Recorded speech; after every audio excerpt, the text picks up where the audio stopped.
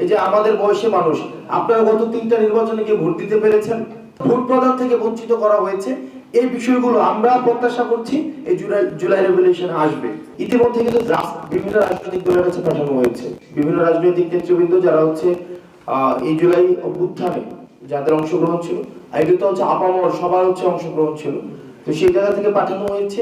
তারা তাদের মতামত যদি কোনো জায়গায় মনে করছে সেখানে এটাকে এডিট করা প্রয়োজন, মতামত দেওয়ার প্রয়োজন, সেগুলো দিচ্ছে। আপনারা জুলাই রেভলিউশনের যখন প্রক্লেমেশনটা হবে, সেই প্রক্লেমেশনের মধ্যেই দেখবেন যে আমরা double million offer Walton fridge কিনে পেতে পারেন 20 লক্ষ টাকা, রয়েছে কোটি কোটি টাকার নিশ্চিত উপহার। হচ্ছে ঘোষণা করা হলো যে আগামী নির্বাচন নিয়ে কিছু থাকছে কিনা, বা আগামী নির্বাচনটা হচ্ছে কি, আমাদের দেখে দীর্ঘদিন তো আমাদের ভোটাধিকারই ছিল না। আমাদের যে এই যে মুজিববাদী সংবিধানটা এমন ভাবে প্রণয়ন করা হয়েছে যে মানুষের তো ভোটের অধিকারই ছিল না। এই যে আপনারা এখানে বসে আছেন, এই যে আমাদের বয়সী মানুষ, আপনারা গত 3টা নির্বাচনে কি ভোট দিতে পেরেছেন? কয়জন ভোট দিতে পেরেছেন?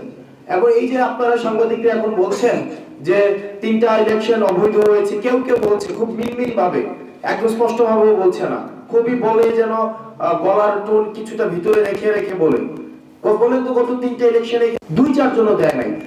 যে 2-4 জন দিয়েছে তারা আবার একটা দেয় নাই, তারা আবার অন্তত 25-30টা করে দিয়েছে, মানে যে 2-4 জন দিয়েছে, আর যারা দেয় নাই একবারেই দেয় নাই। তো এই যে ন্যারেশনটা আমাদের যে বঞ্চিত করে রাখা হয়েছে, জনগণকে রাষ্ট্রীয় যে শাসনের মধ্যে, আমরা রাষ্ট্রীয় শাসনের মধ্যে জনগণ কিভাবে অংশগ্রহণ করে, সেটা হচ্ছে ভোট প্রদানের মধ্য দিয়ে। এই ভোট প্রদান থেকে বঞ্চিত করা হয়েছে। এই বিষয়গুলো আমরা প্রত্যাশা করছি এই জুলাই রেভলিউশনে আসবে। আর পরবর্তী নির্বাচন কাঠামো কিভাবে নির্ধারিত হবে, সেটা আমাদের সংস্কার কার্যক্রম চলছে সকল রাজনৈতিক দলের মতামতের ভিত্তিতে। সেটি অবশ্যই সেই সংস্কার কাঠামোর মধ্য দিয়ে সেই বিষয়টি উঠে আসবে। যে মানুষের জনমত, মানুষ 5ই আগস্ট দিয়ে দিয়েছে।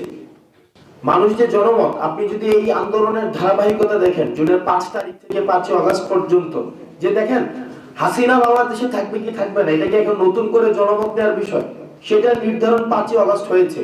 মুজিববাদী সংবিধান বাংলাদেশে প্রাসঙ্গিক কিনা, সেটা 5ই আগস্ট নির্ধারিত হয়েছে। মানুষ ভোটাধিকার পাবে কি পাবে না, সেটা নির্ধারিত হয়ে গিয়েছে 5ই আগস্ট। যাদেরকে জেল, জুলুম এবং নির্যাতন এবং গুমের মধ্যে রেখেছে, তাদেরকে মুক্তি দেওয়া হবে কিনা, সেটি 5ই আগস্ট নির্ধারিত হয়ে গিয়েছে। মানুষের আশা আকাঙ্ক্ষার প্রতিফলন পরবর্তী বাংলাদেশে ঘটবে কিনা, সেটির যেই জনগণ সেটির রায় 5ই আগস্ট দিয়ে দিয়েছে।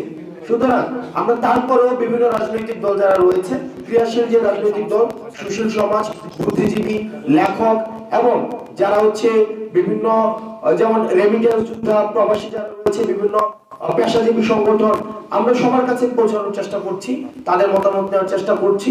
আমরা আবারও বলছি, এই যে আমাদের জুলাই অভ্যুত্থানের যে নেতৃত্বরা যারা রয়েছে, আমরা মানুষের ভাষাটাকে হচ্ছে আমরা রূপান্তর করার চেষ্টা করেছি। এই পুরো সময়টা মানুষ যেটা চেয়েছে সেটাকে হচ্ছে আমরা ভাষা দেওয়ার চেষ্টা করেছি। তো সেই জায়গা থেকে সেটির ধারাবাহিক অফ জুলাই রেভলিউশন।